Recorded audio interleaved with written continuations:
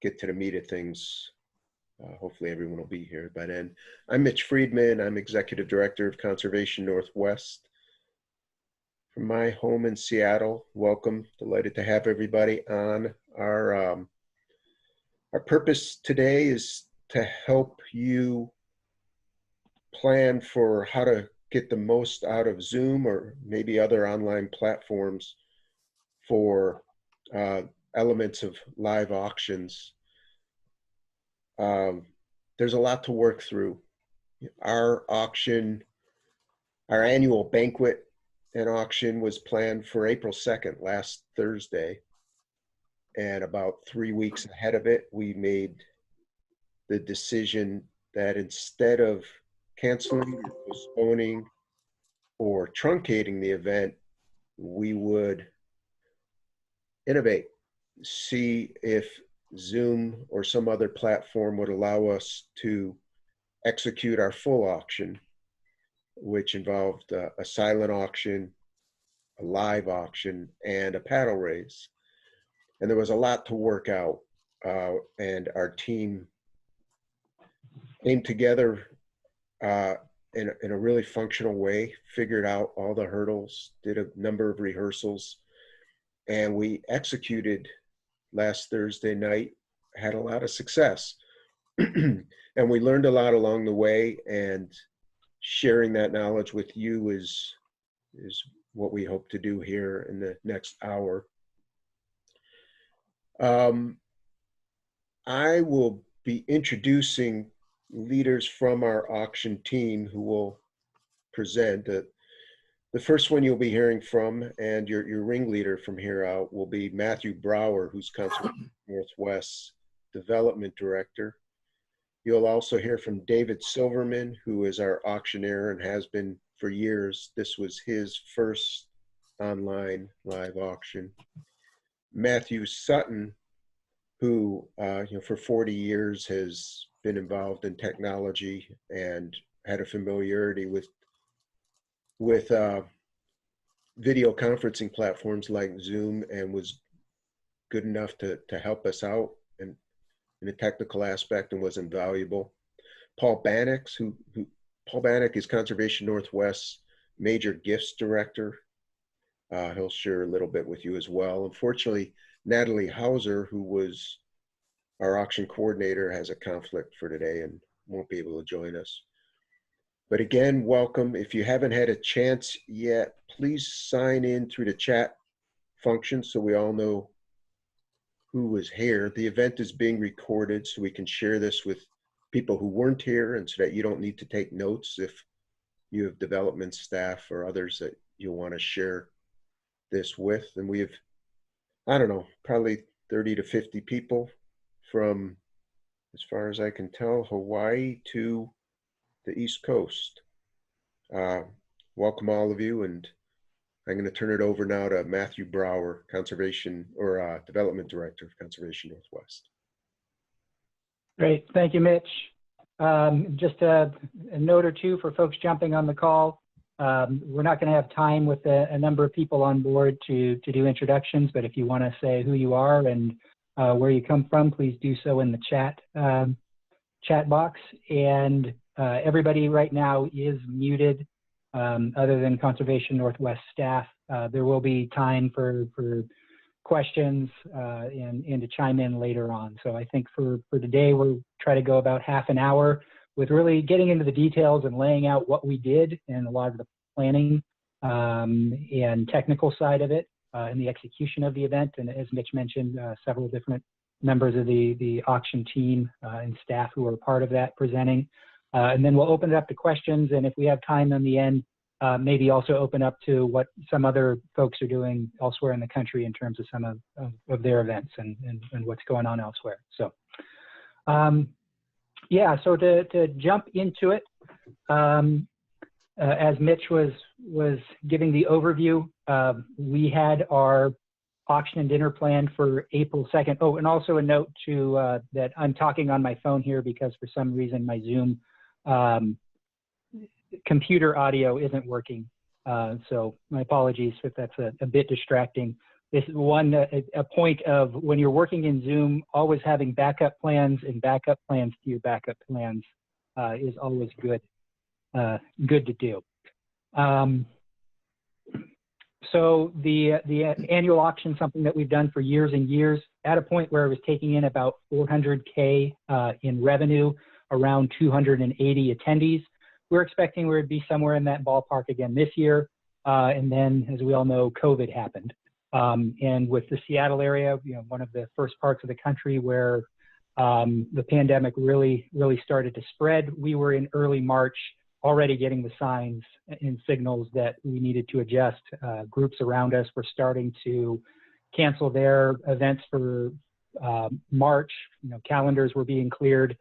We were just on that cusp, being at the beginning of April, of having to question, could we still pull this off? How big is this going to be? Are we going to have COVID contained, within 3-4 weeks?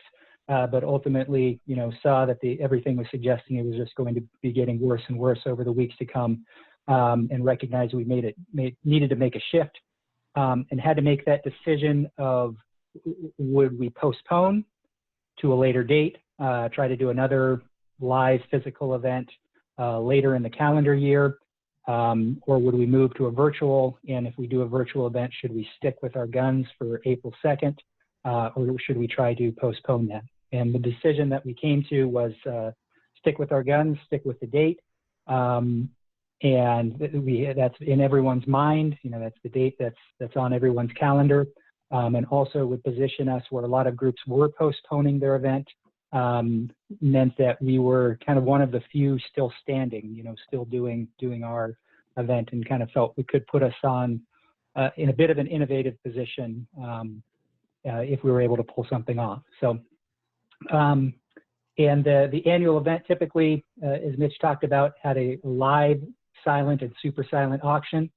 The largest fundraising portion of our event typically is the paddle raise section of the evening, which is probably about 2/3 of the revenue we generally generate, a couple $100,000 from that.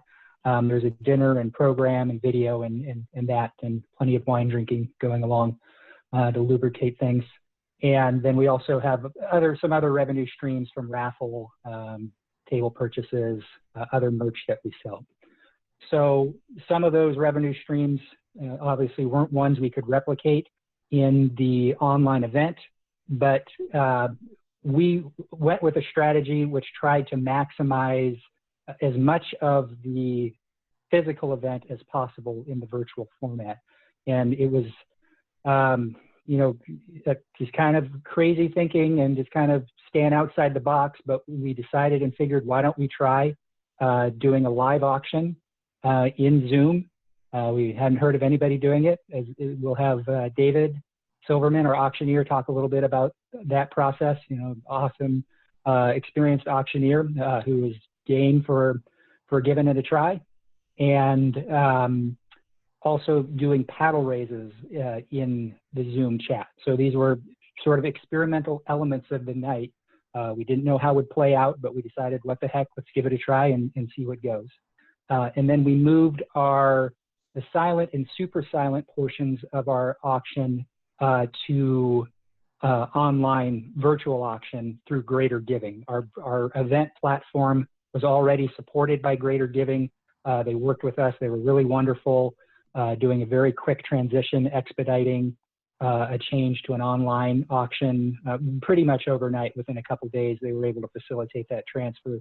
And then we quickly hustled to move all of our items and packages onto the online platform. And that turned out to be very successful. We actually probably netted more with the online auction than we typically do with the physical event for the silent, super silent portions. We didn't quite do as much with the live auction, but that's also because we didn't have nearly as many items that we live auctioned as we typically do in the physical event.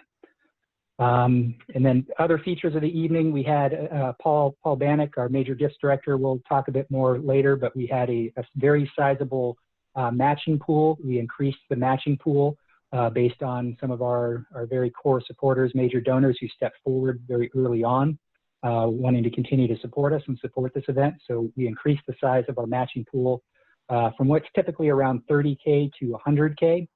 And then we had some sponsors, all of our sponsors stuck with us. You know, they were all behind us moving to a virtual format. And then the event also gave us, you know, a bit more ability to attract a broader public to it, both at the online auction and the live stream, which attracted some additional donations that we might not otherwise have gotten, which would say offset maybe some of the donations we've lost by not having as many people in the room as we would have for a physical event. So, but ultimately, in terms of metrics, we had over 145 people on our live stream, which was more than we were expecting. We were going to be happy with 100, and we had 180 people who were online bidders with the silent online auction. And in total, we took in over 360K, which was beyond our expectations, what we were hoping. We didn't know if we would take in half of that for the night. And so we're extremely happy with how we came out from it. So I'll just open up real briefly if Mitch or any of staff want to add anything to that in quick kind of overview synopsis. If not, I'm going to move into talking about our planning process, kind of that early process where we had to really envision a new event, think through a massive amount of the logistics, and then begin to execute on that. So, please proceed. Okay. So planning-wise, this was if I'm recalling correct, we were in the first week of March, maybe the second week of March. We had about 4 weeks in all, once we decided to stick with our date, to change everything over into an online event, to re-promote, basically on short notice, re-promote a new event to both everybody who had already bought tickets for the auction, but also to, again, we had a chance to open it up to the broader public and to our full network again. And then a trick with that, we were now essentially promoting 2 events that were entwined but separate. The online silent auction was, you know, a web page to go to where you could place bids online, but the live stream was a separate event that required its own registration, where we would then send people the link, you know, so they could access that. And then we had to think through essentially every detail of an event we had never done before. So we started out with a large group of people. We had about 13 individuals involved. It was our entire development and auction team, communications team, board members who'd been involved in the auction, our IT manager, you know, so we could get his perspective on would this even be possible, you know, from his sense from using Zoom and other online platforms. Fairly early emerged IT tech consultant who we were able to bring on, and Matthew Sutton. We'll have him speak a little later on. Also was fortunate, was able to consult with some staff at Trek, which a training organization for environmental organizations. And so we did a bit of our homework to figure out, could we actually pull this off in a webinar format? What are the limitations? You know, had to decide what was going to be our platform. Zoom, we already had a basic account with, but do we think about YouTube, live streaming, Facebook, any of these other platforms that could be out there?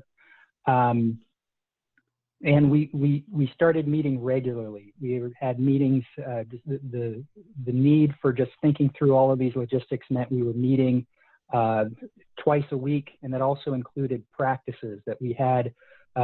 About 2 weeks into it, we started a practice schedule where we practiced running through a script of what that evening was going to look like, down to 2 days before, where we had a dress rehearsal, where we ran the script as if it was a play, a production, and let it roll. In that as we were going, because we were basically making this up as we were going along, it was continually evolving with every single one of those practices and every single meeting.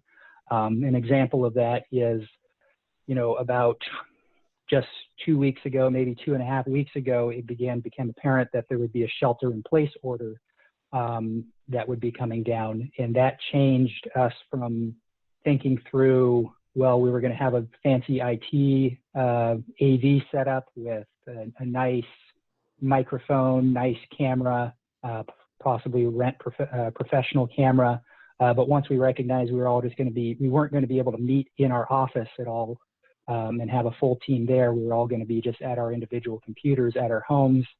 We had to scrap that idea and then think through, is this going to be doable from everybody's homes, which we went with, and it worked out very well.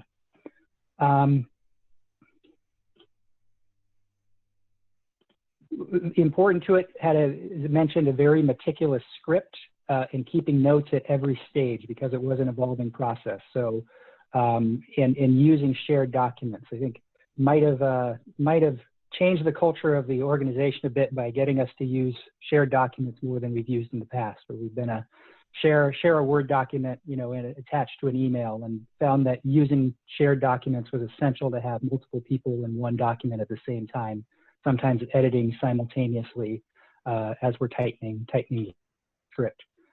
We ultimately decided on Zoom as the platform we were most familiar with, as the one that gave us the basic functionality that we needed, and it worked out great. Ultimately, it was something we'd consider if we do this again, potentially using something different, but it covered all the bases. I'd say also we remained bold but realistic. We wanted to stick with a bold plan that included the live auction, included the paddle raises, but we had to think through the limitations that we were facing, the time constraints, people's attentions on an online platform, and thinking through what could go wrong. And we did a lot of kind of disaster preparation. Our IT guy, Matt Johnson, was continually saying, well, what if on hold music comes on? What if lines are unmuted? Or thinking through all the what if the host loses his connection and we're having to scramble with the next person stepping up in line to carry forward the program. So it was very crucial to think up, again, backup plans and backup plans to the backup plans to make sure we could pull it off without a kinch. And again, continue to talk through that plan. We ended up having a smaller kind of core auction team, which was more of the original auction team, our auction coordinator, our development staff, a board member who would talk through the logistics, but then we'd come back to the full team to present what we'd been deciding to get feedback on that. So, yeah, next we're going to go a bit more into promotion. Paul Bannock, our major gifts director, is going to talk a bit more about the emergence of our match pool, about the process of re-promoting the event to table captains, major donors, and also our board, getting them on board. And then we'll talk a little bit more about just kind of our general communications plan out to the public. Paul, are you with us? Let's see. There we are. Can you hear me? Yep. Great.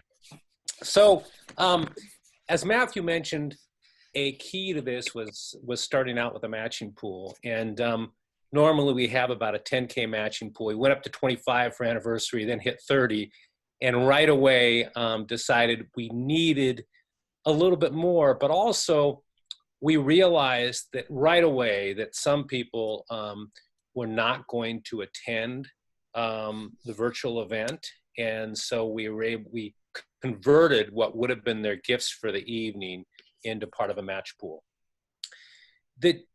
One of the challenges for doing a virtual event was that in the past, one of the main ways we've gotten qualified people to attend the event is by selecting table captains that represent some of our most important communities.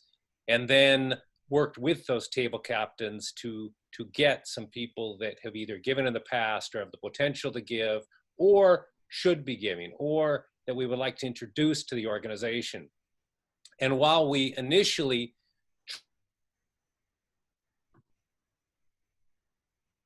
captains into essentially virtual table captains, we started running into some resistance right away, mainly to include somebody in this event, and particularly the way we did it with a live event and a silent event, required people to do a lot more explaining and a lot more hand-holding, more messages. And a lot of the table captains were not used to or comfortable with quote unquote bugging their people that much.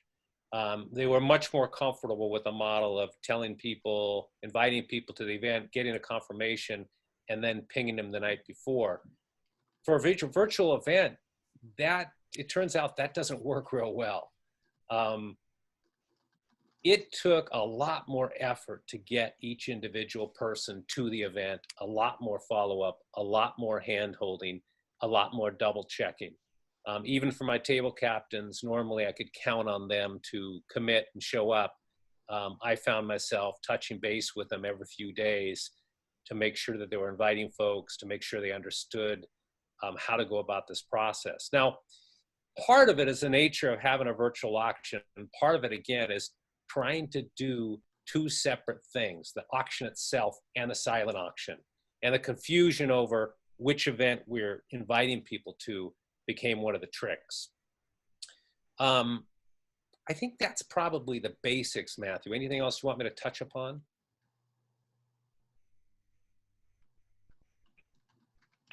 I would just add that while you found that some people were hard to turn out, we did pick up some additional folks who would not otherwise attend because it was a virtual event. Good point. It in the past, sometimes we've had a challenge getting people to the auction because they did not want to travel downtown. Maybe they lived in another city. Maybe they just didn't like in-person events. And the virtual auction gave us the opportunity to appeal to some new people. We might call them our more introverted folks. And some of these people participated and they've never been to an auction in the past. And that was very nice to be able to pull that off. Mitch and I also were willing to consider asking people from other cities. And we did. I don't think we had a lot of representation, but that's definitely a potential that you wouldn't have with an auction. So Paul, kind of summarizing, makes sense to have a larger match fund for an online event because we're trying to incentivize participation in a way with higher stakes than we would in a normal event.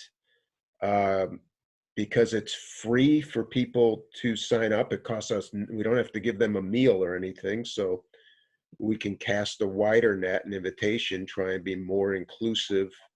At the same time, you try and work harder and engage maybe a broader range of personalities in an online event that you might have to assume for a live event. Yeah, and it also event you create table captains. I think for a virtual event, including some of your best connectors in a committee. One of our major donors who was part of our auction committee ended up doing a fantastic job bringing people in because he was so familiar with the process day to day. So that helps as well. Yeah, a different model. A couple of things from Matthew's presentation, and I want to just pull out brass tacks. For some of you watching this, you might have seen Paul's video freeze for a couple of moments in his home, and that happened during our rehearsals too. Paul, I think, has limited bandwidth. We were afraid of that happening to my feed when I was giving my speech. So I actually, doubled the speed of my modem. I got, CenturyLink to send me a faster modem to give better assurance that in my home we'd have the bandwidth and a lower risk of it cutting out. We also, it turns out the camera embedded in my laptop is pretty crappy. So we ordered a $50 piece of hardware. I was just gonna pull it off the top of my laptop and show it to you, but that doesn't work. So there's hardware elements. You want to make sure that you've got a camera and microphone and bandwidth that will put your best face forward. And lastly, Zoom has different levels of membership. We bumped up for a 1-month period to a 300-person capacity membership on Zoom. It costs peanuts. And Zoom, we're all used to seeing it in conference format. We're in conference format now, but when we were doing our auction, we switched to webinar format, which Matthew can explain, or is pretty easy to do. But what that means is that only the hosts, only the presenters are seen, and the rest of the audience is not seen or heard. It's sort of like theater seating online. Back to you, Matthew. Sure, great. Yeah, and I'd also add that with Paul's behind the scene work, pushing table captains and the match pool and major donors, that was ultimately where a lot of the success of the evening was built upon. We did turn out with a really great product. Things went really smoothly the night of, which we'll get into more in a moment. But it ultimately, success was built that a lot of our core supporters ended up turning out, and they ended up, given the circumstances with what everyone's facing with the pandemic, many people supported us at a higher amount that covered for maybe a few less people participating in some of our other areas of revenue that we weren't able to generate from the event. Yeah, and also with our general promotion plan, as Paul was mentioning, it was tricky promoting 2 events at once, and there definitely was confusion with that. We didn't do it perfectly, but it still worked out because I think we were persistent and we continued to kind of hone our message as we went. That persistent, ultimately it got through to people and we got good participation for each event. And we remained kind of fluid and flexible, honing our process with registering people and getting people involved up to the very end. Matthew, I might add a couple points. And one is that even if you get people there in a virtual auction, part of the trick was we had a lot less participation. Normally, everybody at a table does a paddle raise of some amount. At the virtual auction, out of 10 people in a group, we might have 3 people participate in some way rather than 8 or 9. So we got to figure out, how do we build that same social pressure that is present in a live auction? Matthew, can you, unless you want David or Matthew Sutton to do this, can you cover the core things? There's a lot of questions. What's a paddle raise? How many live items did we do? How did we instruct our attendees to interact with us using the chat function? Sure, great. And I think that's just where we're going. Yeah, to answer some of those briefly. So, Paul, do you want to answer on paddle raise? Exactly that, comparing a physical event to the virtual? Sure. So typically the paddle raise is a core of the money we raise at an auction. And basically it's when David says, who would like to start us at 25,000? And a certain number of people will raise their hand or raise their bid card at 25 to 10 to 2,500, et cetera. We did a virtual equivalent where David would say the same thing. Who would like to join us? Is there anyone at 15K? And then 10 and so on. And what people would do is they would just go into the chat area and they would enter the amount they are paddle raising at. And initially, we were going to have David announce an amount, and then people would say yes or me or whatever it is. And we decided that given some people were having delays, we didn't want to miss paddle raises or misunderstand which amount they were coming in. will just enter the amount in that chat window you all see. And that was really effective because it allowed us to get some odd numbers in there. At the 5K paddle raise, for instance, we got a couple 6Ks that came in.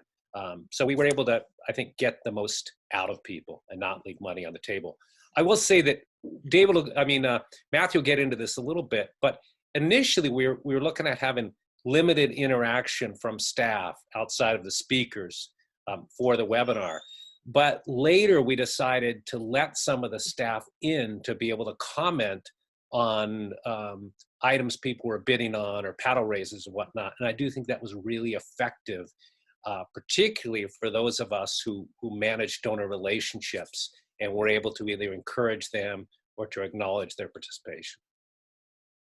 Yeah, and it led to having a running banter in the comment section from people, you know, chiming in to say, hey, we love Conservation Northwest, to how can we turn tonight into a drinking game? You know, it's kind of the whole gamut, but it created this kind of fun thread of banter that created energy that was somewhat of the equivalent of what you'd have if you had everybody in a space together.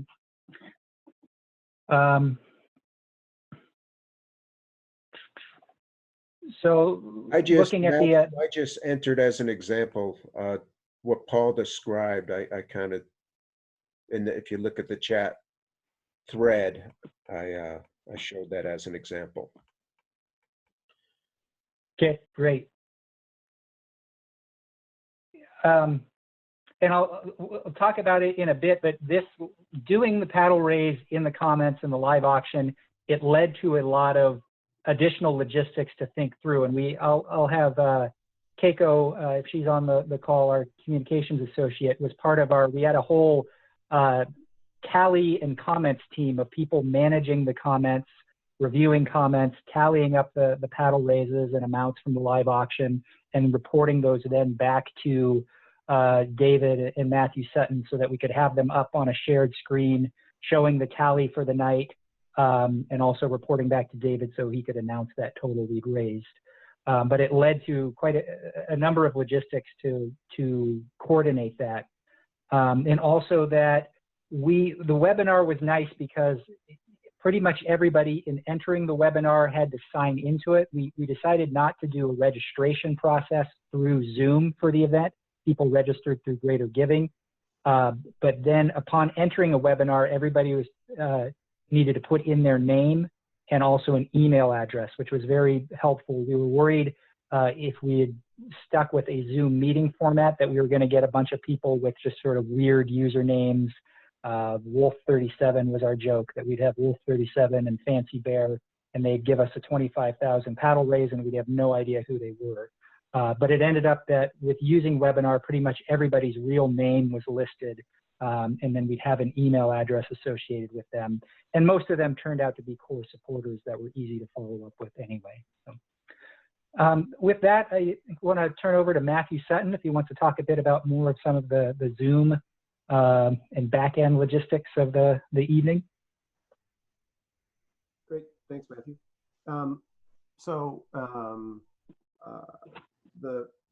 When I was brought into this, one of the first things that I wanted to make sure we did was to not use just a conferencing platform because you don't have as much control.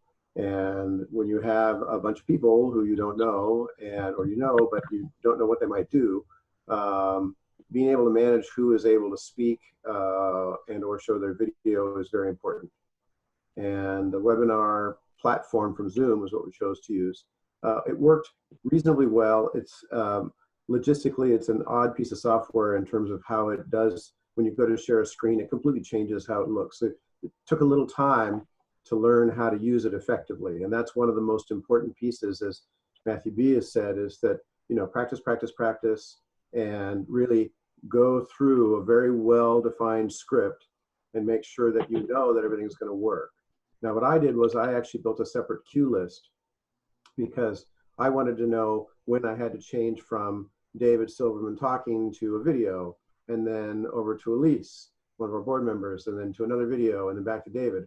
And some of that stuff, the platform takes care of itself, but you need to make sure that you're tracking that stuff and muting people if they're not online to to make sure that nobody thinks they're offline, and all this presenter all of a sudden makes a noise that you wouldn't want to have on the feed. So just don't do this with a conferencing platform. Just pay a little extra money for the webinar platform, whether it's from Zoom, Cisco, WebEx, GoToMeeting. All the major players have this, and they're all pretty good. The one odd thing about Zoom that was annoying was that, and really it was, well, other than the fact that from the controlling the back end point of view, it confused me, was that there was no way to preset so that every attendee, when they came in, defaulted to chat to everyone. So we had to tell people to do that. And we did multiple times.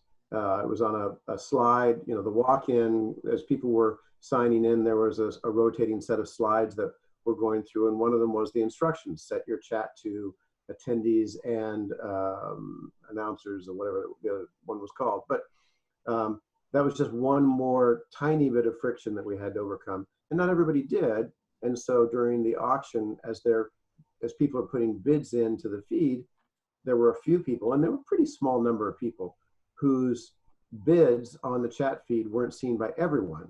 David saw them, so he could call them out, which he did, but not everyone could see them. And so yeah, so this is the instructions for the evening.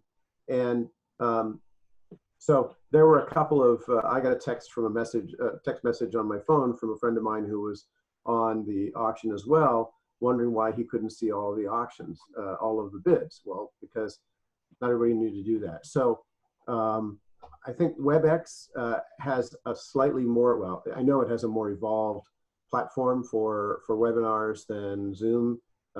They've been at it, WebEx has been doing this for many, many years. And it's not terribly expensive to use either. But anyway, so that was an important thing to do. And really it's practice, practice, practice, practice. I mean, Matthew B. and the Conservation Northwest team did a great job of evolving a very detailed script. And then again, I took that and I created a separate sheet that was just my cues.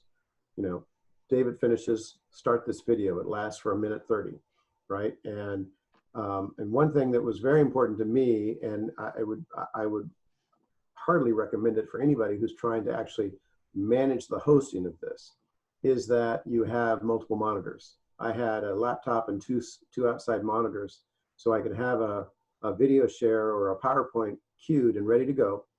And then I could enable screen sharing like Matthew just did, and it would pop up.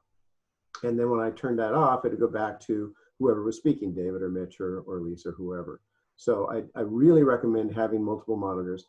Also, very strongly recommend that you have a second computer that is just monitoring the feed, so that you, as you're operating, you can make sure that what you think you're putting out on the line is actually what's going out on the line, because that's a very important thing.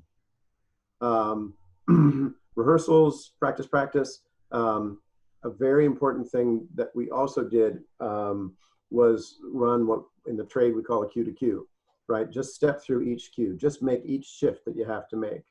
And we didn't do it enough, but we did it fortunately before the show started, and realized that especially switching from a PowerPoint to a video playback is challenging with Zoom. I would imagine it is with almost anyone. Getting them, even with multiple screens, having everything lined up and ready to go and just quickly switching was challenging. And so we had David jump in and say literally 5 to 10 seconds worth of content, so I could queue up the next item and then be ready to go. Very important piece. Redundancy was a big issue here, right? I mean, you know, what happens if my feed went down? Who would take over? And so we had multiple hosts. We had Chase standing by as a backup. He had every piece of content on his computer. Oh, and that's another thing. Don't play videos back from online to online. It doesn't work. You know, download them, have them on your local computer, whoever's managing the feed, and play them back. So Chase had every bit of content. He had the same script I had. He knew exactly what to do. If I dropped off the face of the earth, or the internet at least, he could jump in. And then we also had in that walk-in slide that Matthew B showed, there was reference to tech support. You know, there's a phone number you can call so that if you can't get online, you know, we had Jen there ready to make sure that everything was working and helping people out if they had problems. The good news again is that, you know, these platforms are made to be fairly easy for the end user to use by design, but always you want to be there because you don't want somebody frustrated because they can't get online. Part of the script was that at a certain hour we stopped. We went through a checklist. We made sure that, you know, we had the right people online, the right people muted, everything was ready to go, and that we knew the state of everything so that we could just start and then run through the production. And then we made the choice, as Matthew B has said, to really, we captured the bids for all of the auction items on chat. But at the end of the day, we had to tell people to go to Greater Giving because trying to do the logistics of collecting money on this platform just wasn't going to happen. And I think that worked out pretty well. Matthew B, do you guys have a pretty good follow-up on that? Yeah, it has. We also, to give people options, directed people to give on our website directly because Greater Giving, if folks hadn't already participated in the online silent auction, to make a gift through the Greater Giving site required an additional registration. So we gave people the option to go to the Greater Giving site, to go directly to our website, and it will require more follow-up afterwards compared to the physical event where you pretty much just swipe a bunch of credit cards right there. So there will be more follow-up, but we do have a good record of everybody who pledged that night. Great. And then one of the things that, go ahead. Sorry, I'd add with that, with Zoom, because we recorded the webinar, a chat file was sent to us, which recorded every single, the entire chat dialogue. So we have that in writing. Right. So one of the important things also during the rehearsals is to make sure that you're looking at what people look like. I mean, if you're looking at my video feed right now, I'm sitting in my basement, my workshop is behind me, it's a mess, right? Mitch mentioned that he got a better camera. The first camera that he had was not flattering, to be polite. And looking at, you know, in Mitch's case, I'm going to pick on you, Mitch, because you're right in front of me there, but, you know, the reflection from his monitor was pretty prominent, and it is now on his glasses. And so just paying attention to how you look. And so we did things like, yeah, move the camera around, move the monitor so that, you know, you don't, I have the same reflection on my glasses, I'm sure, but pay attention to those things as you're doing the rehearsals. That's one of the great parts about the rehearsal. It's not just, can you get through the program? It's how can you improve each step of the program? And that was something that everybody on the team really pitched in on, to be able to say, oh, wait, you know, let's get Mitch a better camera and update the internet speeds as well. And Matthew, can I cut in real quick here? Of course you can, Mitch. Practical. It's your party. Because we were designing this as, you know, TV was evolving, right? So Colbert and Jimmy Fallon and all these folks were suddenly broadcasting from their backyards, and they're wearing t-shirts or in their bathtub or whatever. People are trying to roll with the platform. So what should we wear? You know, do you wear a suit from your living room? It's an important signal to think through. I decided to wear a button-down shirt and tie with my bathrobe over it. But I found out the next day after we were done from my brother that it wasn't evident that it was a bathrobe. I didn't know it was a bathrobe. That's news to me I now. didn't know either, Mitch, to tell you the truth. You have to think through your decisions. Yeah. Like an ascot, apparently. I believe you were looking for a smoking jacket, but you apparently didn't have one. So, yeah. So that's, I mean, it is such a, I mean, and having multiple rehearsals, as Matthew B said, you know, you can look at them as they're going on and you know, take notes and just at the end of it say, well, this is important. I mean, this might be a little subtle, but you might want to think about it. But these are all important things. And then I'm going to just finish up here really quick. I mean, I think there are probably better platforms for doing this than Zoom. WebEx, I'm pretty sure would be a better platform. It's been around longer, you know, and things like that. Zoom worked. I mean, the show went off, and there were really the only hiccup we had was that one of the videos that I started wasn't seen by everyone. It was seen by a lot of people, but not everyone. And so we stopped and started it again, and that seemed to have solved the problem. But you know, I have a pretty good cable connection, so whoever is managing it isn't the host for it, right? Not everybody was looking at the feed from my house. They were looking at the feed from Zoom's servers. But my feed had to get to Zoom's server, so I had to have good internet speed, as Mitch alluded to, and as we saw with Paul, he doesn't have such good internet access. And so you don't have to have a gigantic internet connection to make this work, but you have to have a good, reliable one. And then the last thing about multiple platforms is there was some discussion about potentially using YouTube as a platform.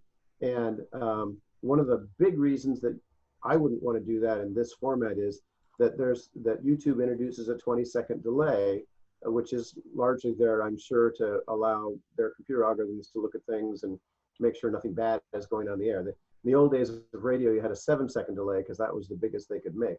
But now it's 20 seconds for the computers to see things. Well, 20 seconds is a gigantically long time when you're online. And for David to, you know, start a paddle raise, who wants to give us $10,000, right?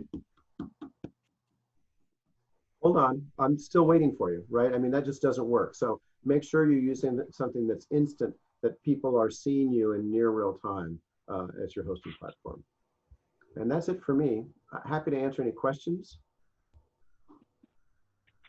Okay, wonderful. And we'll open up for questions in a few minutes here. We want to turn to the program. Answering this question here of how many licenses did you have to buy? So we had to buy through Greater Giving an upgrade that allowed us to have the online auction capacity. Probably won't have a lot of time to talk about that, but the end might have a few minutes. Greater Giving's online auction, you know, a lot of places use it. It works well. It's a bit limited in its interface and customability, but it worked solid enough, and people seem to appreciate it. And we got, you know, a lot of people bidding on items. And we had our online auction open for 5 days total, and it overlapped. It was over the same time period that the live stream happened, which happened April 2nd. The online auction opened Monday and closed on Friday. So we built in a little time after the live stream for folks to continue bidding. We could make a pitch at the live stream. Hey, go back to the site. You still got a day to bid. And we could continue to promote to our network throughout the week, even highlighting certain items, saying, hey, this one's still available to bid on. Have you checked this one out? And we saw that we had, when it opened, a nice early rush of folks who checked it out, started bidding. And then it was right at the end, the last day, that people got online again, checked their bids, and really ramped things up in terms of the bidding and amount we took in. Okay, to turn it over to David, do you want to talk a little bit about the live auction and how it was managing that and paddle raises? Yeah, I think that the thing to remember in this format is the time constraint, and you got to strike fast. You know, normally, if I mean, if you think about it, in a normal live auction, somebody talking for 3 minutes is about the limit in a live auction. 3 minutes in this format is a long, long time. And so time is your biggest enemy. I see some of your questions here. I'll try to get to some of those too about the paddle raise and all that. I think that the paddle raise is the most effective. You cannot, you know, we did 4 items. It might be able to do 5 if they're good items, but it depends on the items. And that's a big thing. So you cannot do very many items. Paddle raise is definitely your moneymaker. With a live also, paddle raise is your moneymaker. And having that match pool makes a difference, a big difference. I just came up with an idea for another online event that I'm doing where they have table captains. And we're using our match pool in a different way. to incentivize the tables themselves. So when a table goes up and over, we haven't decided yet, but let's say, for example, when a table gets up and over $5,000, then everything after that will be matched from the match pool. So it incentivizes your captains to do a little bit more legwork. So that's an idea of getting creative with that match pool and trying to incentivize this. But the auction that this is for is a live event where the tables normally compete. So that element of competition already exists in this event. Again, you've got to be conscious of who it is that you're really appealing to. Conservation Northwest tends to be a group of donors that are very dedicated to the cause, aren't really all that worried about the glitz, the glamour, the look of the whole thing. It's more of a granola crowd anyway. And so the funkiness of all of us, me being in this office that you see me in now, Mitch in his setting, we didn't have to go onto a studio setup to impress people, because this wasn't a group that needed to be impressed with anything like that. And that, I think, matters as to who it is you're appealing to. The technical end of it too.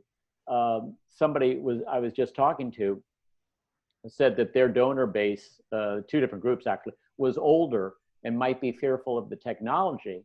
And for me, that's actually an opportunity for your agency to say, you know, get your grandkids, get your kids there in front of the screen with you, because they know how to do this stuff. Any 10-year-old is going to know how to do this. And so not only do you get, you know, grandparents and grandkids engaged, you're developing your next set of donors because they're learning how to give. And it's one of the big things in Seattle. I mean, a bunch of you are around the country here, but in Seattle, it's the largest number of charity auctions in the country.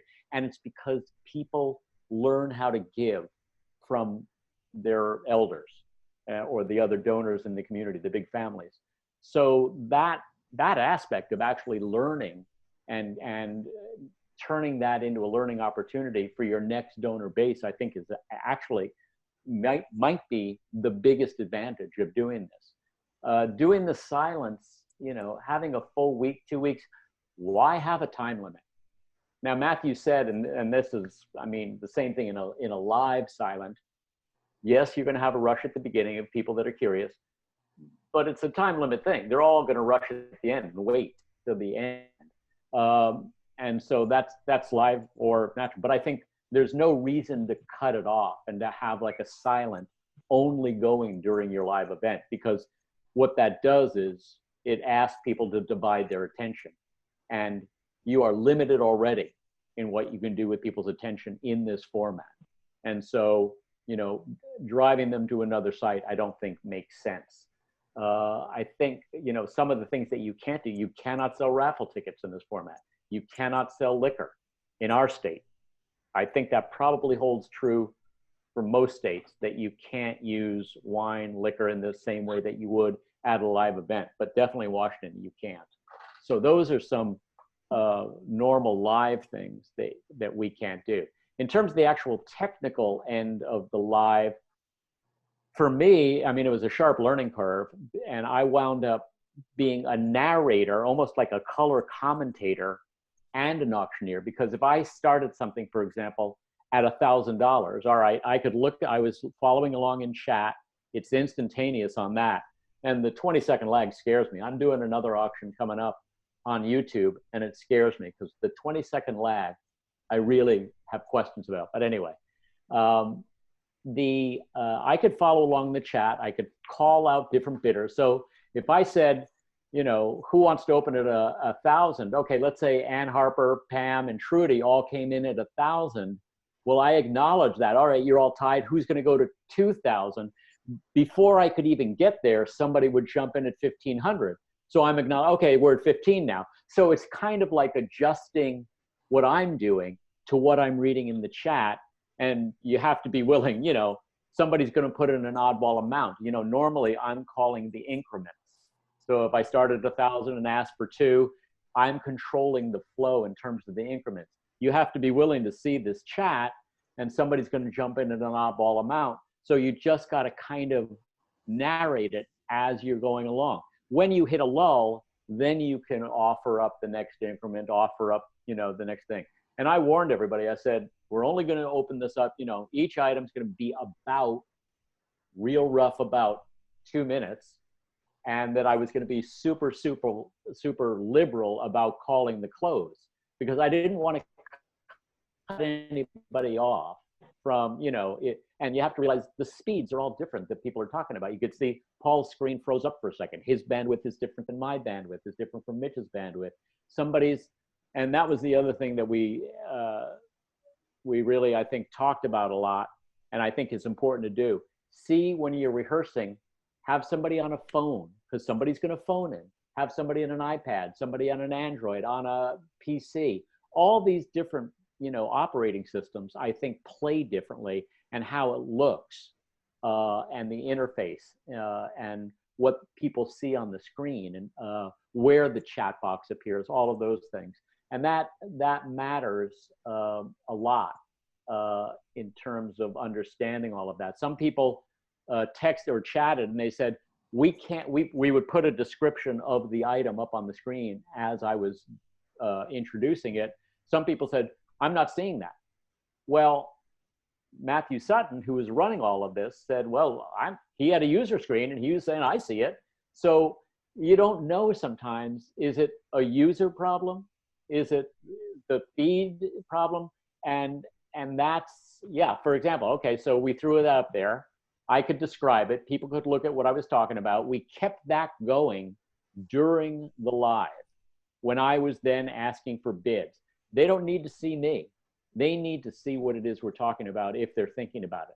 So that's another big feature, I think, that we were able to do that. And I can't stress enough the importance of having somebody like Matthew Sutton, who was basically, you know, the wizard behind the curtain that was running everything while we did all of this and feeding everything from one central place, because that, you know, we didn't have all these multiple sources as he was talking about.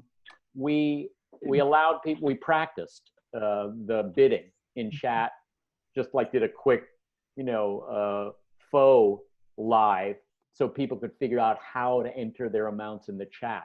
All of those things are kind of very sharp learning curves, and that your users will, you know, most people get it pretty quick. So we didn't have to, you know, I could tell immediately, oh, people got this, you know, so we didn't have to practice very long.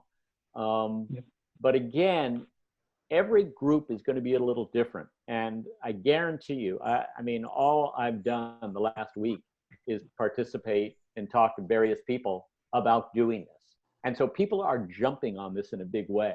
And I think give this a month or 2 months, people are going to be burned out on it, you know, unless it's your core group. So figuring out how to do it and making that decision. And that's the one thing I got to compliment Mitch and the whole CNW board and everybody about, is they jumped on this fast and they did not hesitate. And so they were ahead of the curve in this. And that, I think, helped them a lot.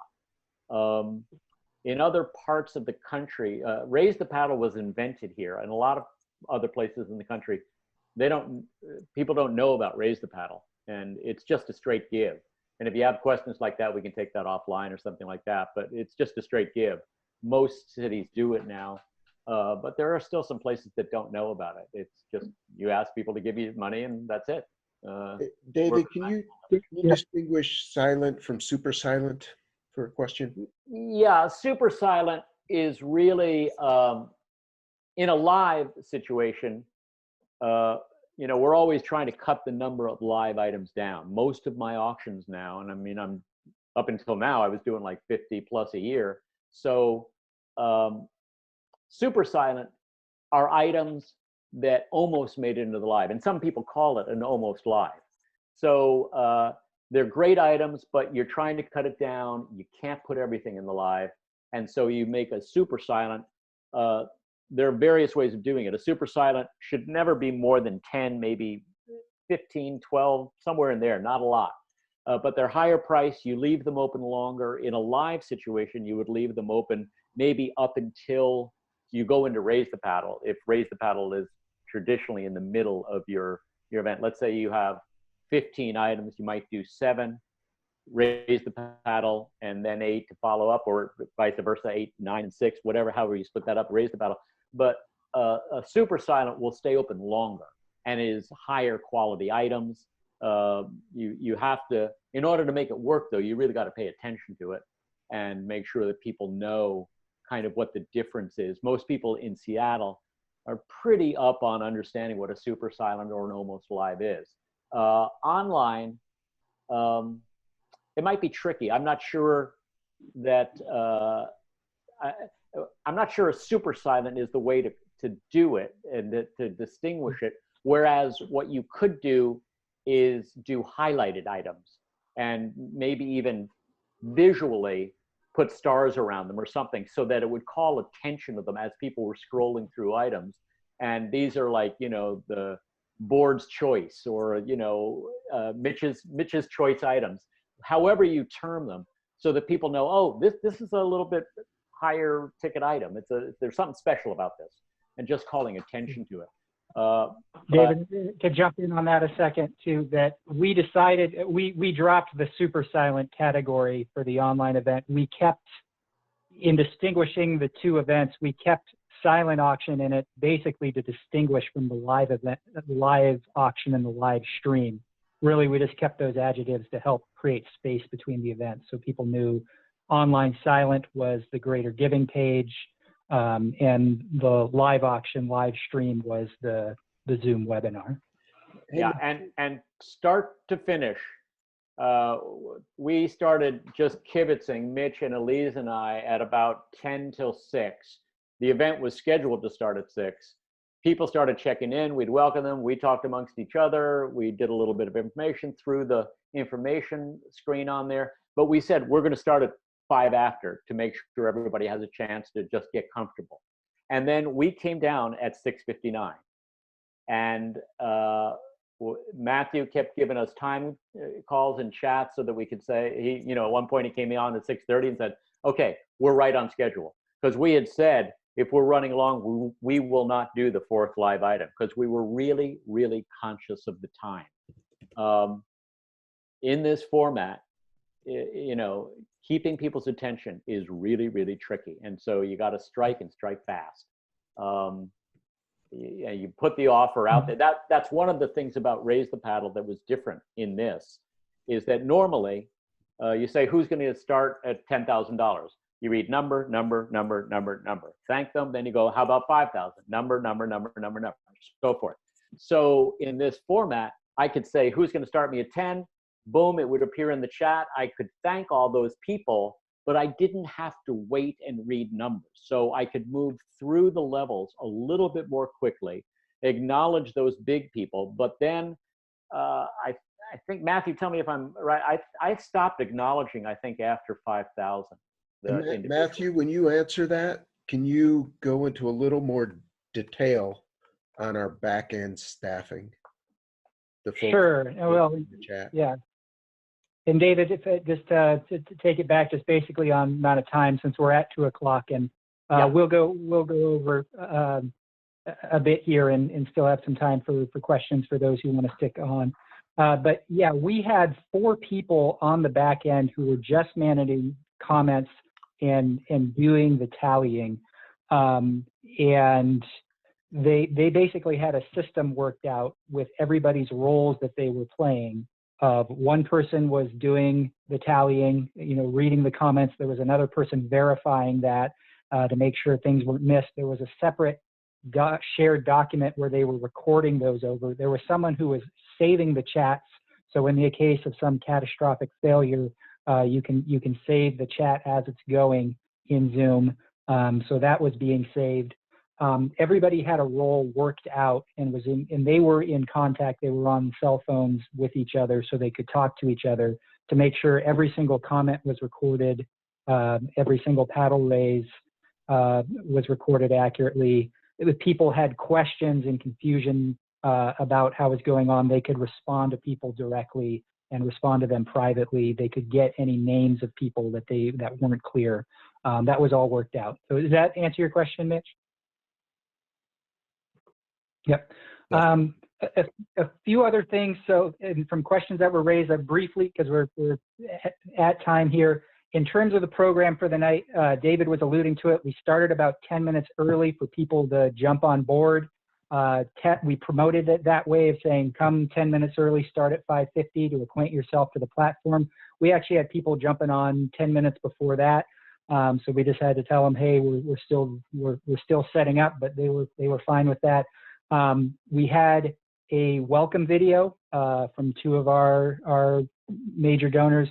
Then we had our board president, Elise, give an introduction. She also gave directions for the evening, talked through the webinar platform, how to use Zoom a bit, and then transitioned over to Mitch, who gave, and Elise gave us some opening words and also did very good in setting the emotional tone, just speaking to people in the midst of the pandemic, how that's affecting people, how that's affecting us in organization, and how we're pulling through that. She set a very good tone there. Then passed off to Mitch, who gave some word about the organization, what the year is looking like, his pitch, and then went into a video. We had a lot of elements from the physical event that we could use in this, and one a very professional video that was put together by our communications team. That was a great 6-minute piece. That really was the culmination of the program for the evening of Mitch and Elisa's words. And speaking of that too, there was a question about our procurement. We fortunately had all of our packages procured at that point. So it was just a matter of transitioning them to a online auction format. So we were fortunate in that. And then we had some additional supporter videos. We had 2 other videos that played during the paddle raise portion of it. After the video, we transitioned to David Silverman, who did real quick on that. These additional videos, we reached out to the well-known or demographically select members, donors, to just on their phone, hey, give us a 20-second testimonial. I've been a member of Conservation Northwest since the Stone Age. I love these guys. I give them all my money. And 20 seconds was probably about right. One came out about 5 to 8 seconds. It was probably too short to be effective. But these things did add. It was nice to break up the live. For sure. Yeah. And Matthew, one quick thing about the choice of the live items too. It makes a huge difference. You're not going to sell art online. You're not going to sell a trip to Italy online. That's for sure. So these were all items that people already were familiar with from past auctions, and we knew were popular items. And choosing the right items is a big deal. I'm sorry, Matt. Yep. Yeah, and they were all experiential packages. And that's another thing. We made an effort to say we will work with you. If it takes 2 years to make this happen, we will make sure that we'll work with the donors and you. And I think that was, in this particular instance in our time frame, an important thing to ensure. Sorry, Matt. Yep. No, great. And David broke up. So we did 2 after the video. David did 2 live items. Then we moved into our paddle raises, had those supporter videos in there in between paddle raise levels. And then we did 2 more live items. And then very quickly after that, transitioned into the end of the evening, thanking people, showing where they could make their contributions online, showing them the online site, and close things down. And we were unsure how long the evening was going to take, but we ended up being clockwork almost down to the minute in getting it done in under an hour. And then it was great. We had people who just kind of stuck on afterwards. We unmuted lines, kind of debriefed the session right there with staff and with some of our supporters, and it created this kind of great little after party afterwards. I just unmuted all participants.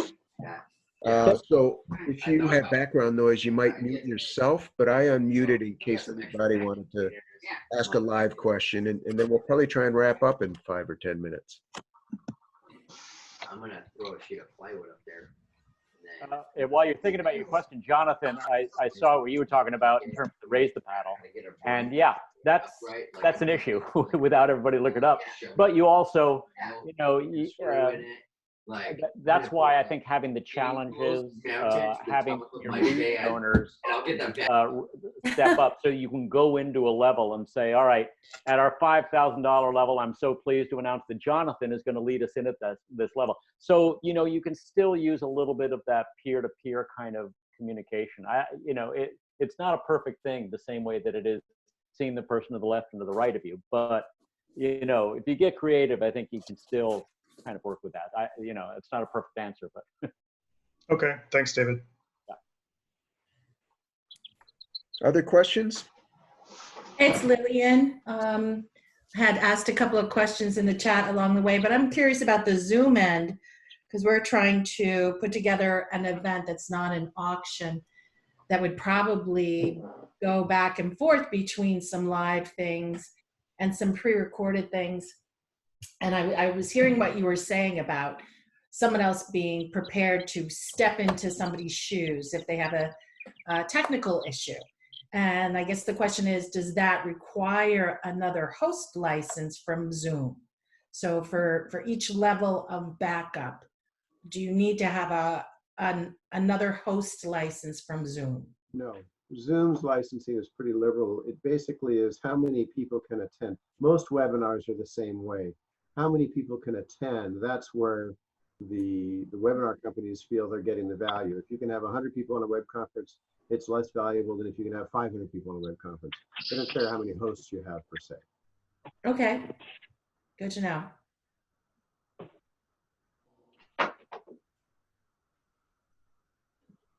All right. There were out-of-state people to WWRC.